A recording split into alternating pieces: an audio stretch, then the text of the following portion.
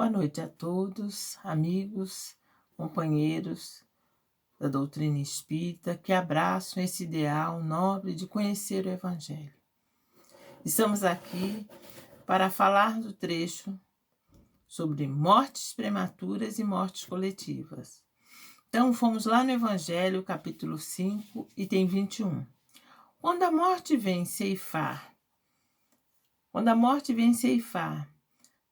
vossas famílias, levando sem moderação as pessoas jovens, ao invés das velhas, dizemos frequentemente: Deus não é justo, uma vez que sacrifica esse que é forte e pleno do futuro, para conservar aquele que viveram longos anos plenos de decepções, uma vez que leva aqueles que são úteis e deixa aqueles que não convêm mais para nada, uma vez que parte o coração de uma mãe, privando-a da inocente criatura que fazia toda a sua alegria.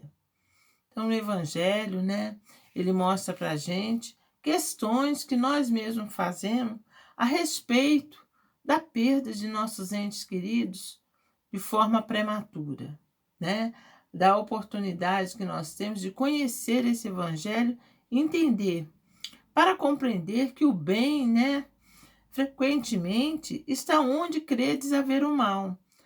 A sábia providência, aí onde credes ver a cega fatalidade do destino.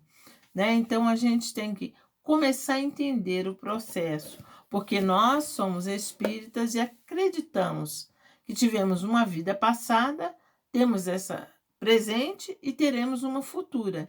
Então, tudo tem uma razão de ser e uma causa para ver essas mortes prematuras e coletivas, As mortes coletivas nós lembramos, da época de Jesus, que os judeus eram sacrificados, eram mortos em coletividade, grande quantidade. Quando decidiam fazer a procura dos cristãos, matavam vários cristãos, Então, houve muitas mortes coletivas também.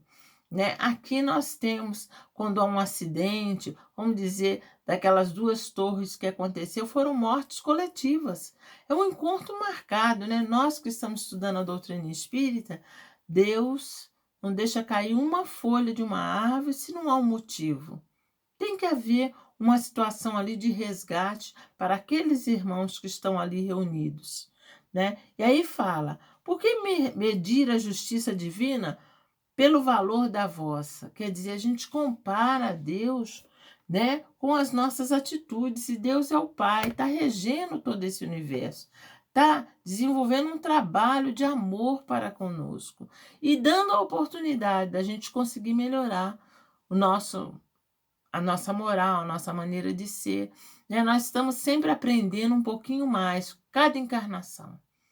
E quando há uma morte em nossas famílias, como está havendo demais em todas as famílias, a gente tem que refletir, nas situações, refletir, e o nosso coração tem que começar a entender o processo dessa viagem, porque nós não tentamos entender por que nós temos que viajar, Por que nós temos que passar do plano físico para o plano espiritual? E por que tem irmãos que vão mais cedo que nós, até filhos que vão mais cedo que nós, Então, nós vamos lá no Livro dos Espíritos, nas questões 165. O conhecimento do Espiritismo exerce alguma influência sobre a duração mais ou menos longa da perturbação por que passa aquele que desencarna? Quer dizer, a pessoa que conhece a doutrina espírita tem a noção quando acontece a perturbação do desencarne? Aí no livro fala assim: exerce uma influência muito grande, o conhecimento exerce uma influência muito grande, pois o espírito já compreendia antecipadamente a sua nova situação. Mas a prática do bem e a consciência pura exercem maior influência. Quer dizer, muitos espíritas, muitas das vezes, quando desencarna, não tem a compreensão ainda, mesmo sabendo dessa situação. Então, nós temos que entender que no momento do desencarne, o que vai imperar em nossos sentimentos, nossas emoções e nossas atitudes é a consciência tranquila, o bem que nós carregamos dentro de nós e a visão espiritual que nós temos que ter, né? Então, isso é muito importante. Mais adiante, no momento da morte, tudo a princípio é muito confuso, né? Porque confunde mesmo. O espírito precisa de algum tempo para se reconhecer. Nós precisamos de um tempo, né? Para entender o que está acontecendo. Encontra-se atordoado, assim como um homem que desperta de um sono profundo e procura compreender a sua situação. Então, isso acontece com todos nós até a gente compreender, mas isso aí é coisa de cada um. Cada um tem o seu momento, né? Então, cada um desperta no seu momento. A gente não pode dizer, fulano vai despertar assim que dia. Não. Depende de cada um, do processo evolutivo de cada um, né? Cada um a sua particularidade de acordo com o seu caráter individual. Então, cada um é cada um.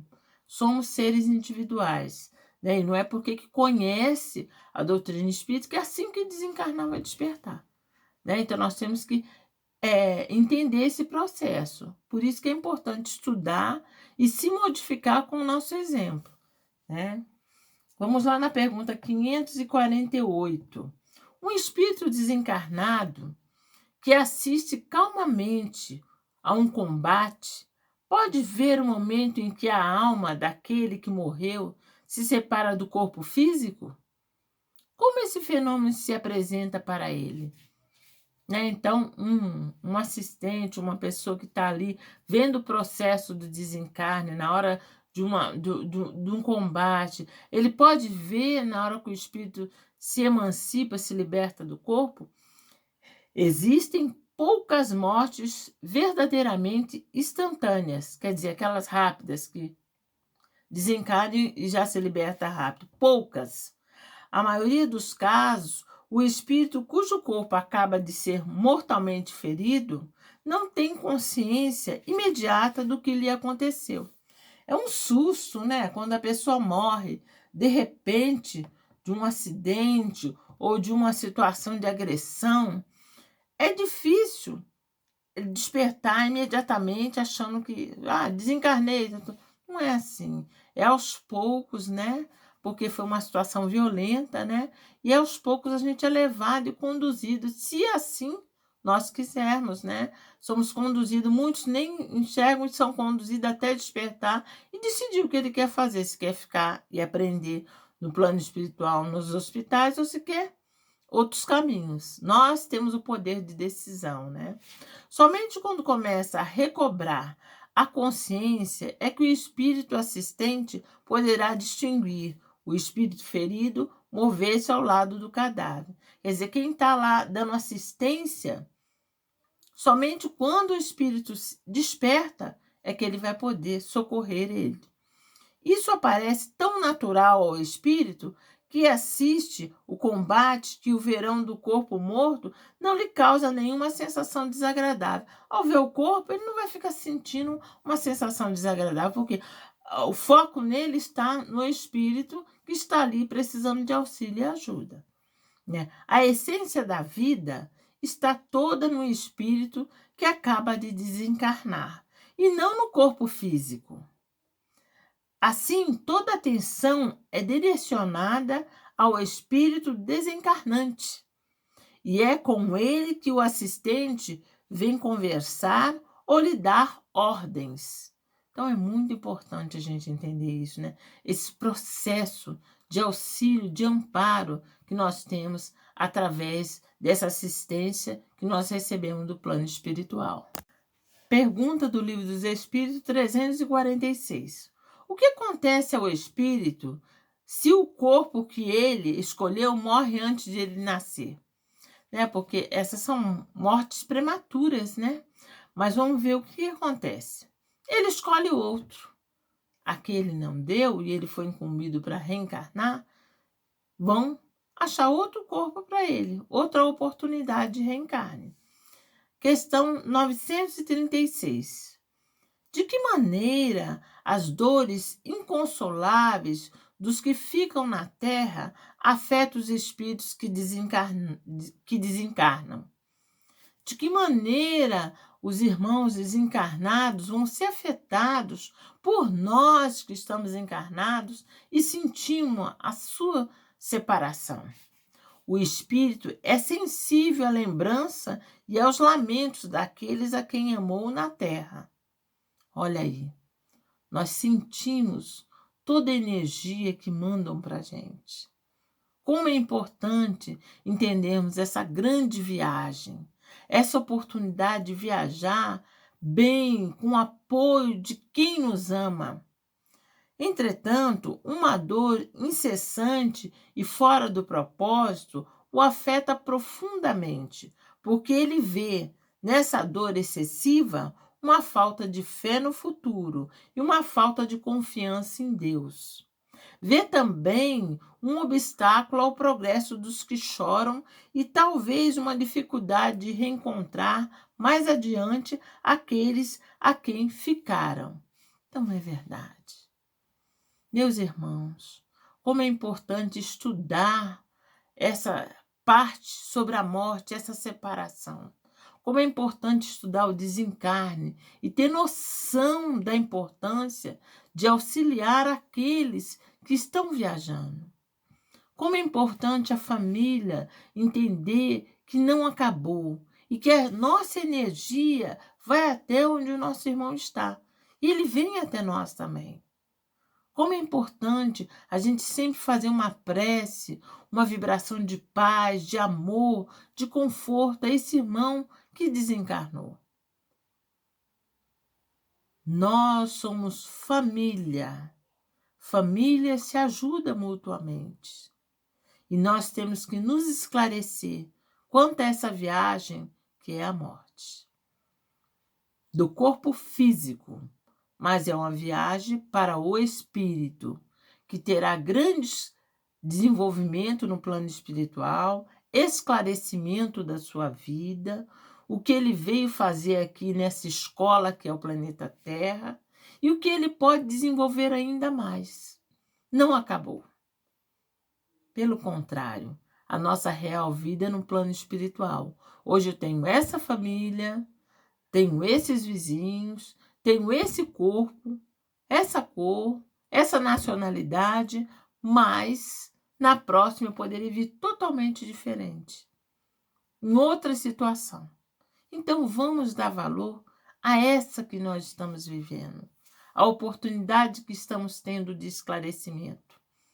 E vamos fechar o nosso estudo sentindo, essas mortes coletivas que estão havendo, até mesmo por causa do Covid.